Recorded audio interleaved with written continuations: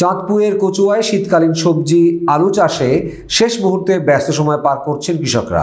গত বছরের দাম ভালো পাওয়ায় এবছর কৃষকরাও ঝুঁকেছেন আলু চাষে। এবছর কচুয়ায় 2020 হেক্টর জমিতে আলু চাষের লক্ষ্যমাত্রা নির্ধারণ করেছে কৃষি সম্প্রসারণ অফিস।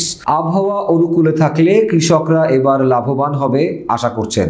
উপজেলা কৃষি সম্প্রসারণ অধিদপ্তর সূত্রে জানা গেছে, চলতি মৌসুমে উপজেলার সাচার, বায়েক, বাতাপুকুরিয়া, পালাখাল, দোহাটি, বাচাইয়া, তেগুরিয়া, মাঝিগাছা সহ বিভিন্ন এলাকায় পতিত ও আবাদি জমিতে বিভিন্ন জাতের আলু চাষ হচ্ছে। এই মৌসুমে উপজেলায় 2020 হেক্টর জমিতে আলু চাষের লক্ষ্যমাত্রা নির্ধারণ করা হয়েছে। সরজমিনে দেখা যায়, কচুয়া উপজেলার পালাখাল মডেল ইউনিয়নের পালাখাল ও বাচাইয়া গ্রামে কৃষকরা আগাম আলু চাষ করছেন। জমি তৈরি, আলু বীজ রোপণ, সার প্রয়োগে পুরুষদের পাশাপাশি নারীরাও ব্যস্ত সময় পার করছেন। অন্যান্য ফসলের তুলনায় আলু চাষে সময় কম ও লাভ বেশি বলে জানান স্থানীয় কৃষকরা। আলু চাষি বলেন, চলতি বছর জমিতে বিভিন্ন জাতের আলু চাষ করা হয়েছে। পরিচর্যার ঘাটতি না থাকলে আলুর ফলন ভালো হবে, কিন্তু এবছর আলুর বীজ, সার, কীটনাশকের দাম বেশি হওয়ায় আলু চাষে খরচ একটু বেশি পড়বে। তবে আবহাওয়া ও বাজার মূল্য যদি ভালো থাকে তবে লাভের আশা করছি। উপজেলা কৃষি অফিসার কৃষিবিদ মোহাম্মদ মেজবাউদ্দিন বলেন, চলতি মৌসুমে এই উপজেলায় 2020 হেক্টর জমিতে আলু চাষের লক্ষ্যমাত্রা নির্ধারণ করা হয়েছে। আশা করি লক্ষ্যমাত্রা অর্জন হবে।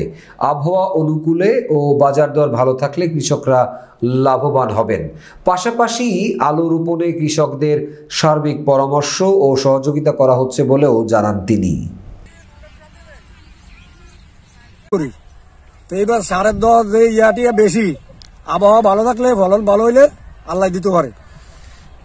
গত বছর তো এবার বেশি, এবার আড়াইখানি 50 গুণা 10 জন টাবাদি যদি ভালো হয়, ফলন ভালো দেয়, তাইলে কিছু। আলু চাষাবাদের লক্ষ্যমাত্রা স্থির করা হয়েছে।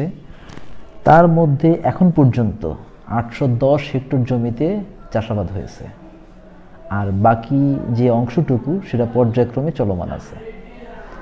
আশা করছি এই বছর যে প্রাকৃতিক দুর্যোগ না হয় গত বছরের ন্যায়, তাহলে এবছর কাঙ্ক্ষিত লক্ষ্য অর্জন করে আরও কিছু আলু চাষের বিস্তৃতি লাভ হবে।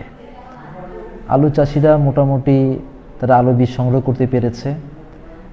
ম্যাক্সিমাম চাষি তারা বিভিন্ন জায়গায়, বিশেষ করে কোল্ড স্টোরেজগুলোতে আলু অ্যাডভান্স বুকিং দিয়ে রাখে বা বিগত বছরের আলু তারা বীজ হিসেবে সংরক্ষণ করে রাখে। তার এই প্রক্রিয়ায় আলু বীজ সংগ্রহ করেছে।